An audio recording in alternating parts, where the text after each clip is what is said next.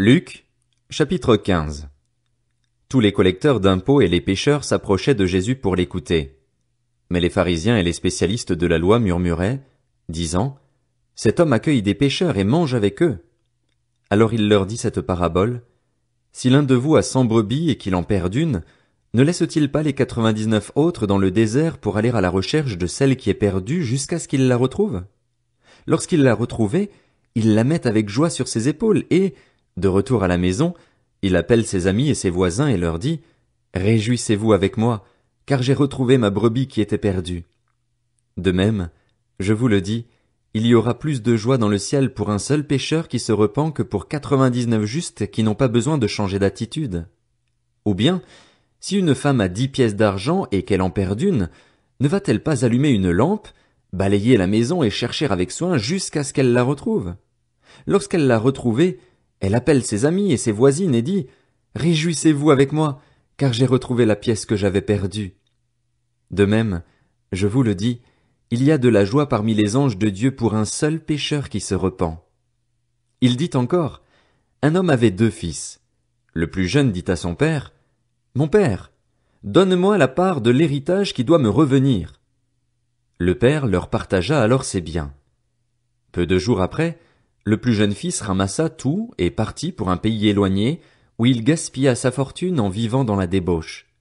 Alors qu'il avait tout dépensé, une importante famine survint dans ce pays et il commença à se trouver dans le besoin. Il alla se mettre au service d'un des habitants du pays, qu'il envoya dans ses champs garder les porcs. Il aurait bien voulu se nourrir des caroubes que mangeaient les porcs, mais personne ne lui en donnait. Il se mit à réfléchir et se dit, « Combien d'ouvriers chez mon père ont du pain en abondance et moi, ici, je meurs de faim. Je vais retourner vers mon père et je lui dirai, « Père, j'ai péché contre le ciel et contre toi, je ne suis plus digne d'être appelé ton fils, traite-moi comme l'un de tes ouvriers. » Il se leva et alla vers son père. Alors qu'il était encore loin, son père le vit et fut rempli de compassion, il courut se jeter à son cou et l'embrassa. Le fils lui dit, « Père, j'ai péché contre le ciel et contre toi, je ne suis plus digne d'être appelé ton fils. » Mais le père dit à ses serviteurs, « Apportez vite le plus beau vêtement et mettez-le lui. Passez-lui un anneau au doigt et mettez-lui des sandales aux pieds. Amenez le veau qu'on a engraissé et tuez-le. Mangeons et réjouissons-nous, car mon fils que voici était mort et il est revenu à la vie, il était perdu et il est retrouvé. » Et ils commencèrent à faire la fête. Or le fils aîné était dans les champs. Lorsqu'il revint et approcha de la maison, il entendit la musique et les danses. Il appela un des serviteurs et lui demanda ce qui se passait.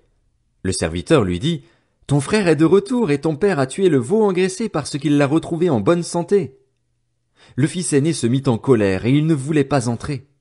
Son père sortit le supplier d'entrer, mais il répondit à son père, « Voilà tant d'années que je suis à ton service sans jamais désobéir à tes ordres, et jamais tu ne m'as donné un chevreau pour que je fasse la fête avec mes amis.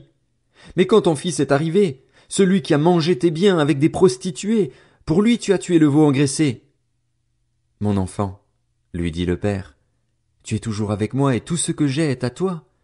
Mais il fallait bien faire la fête et nous réjouir, parce que ton frère que voici était mort et il est revenu à la vie. Il était perdu et il est retrouvé. »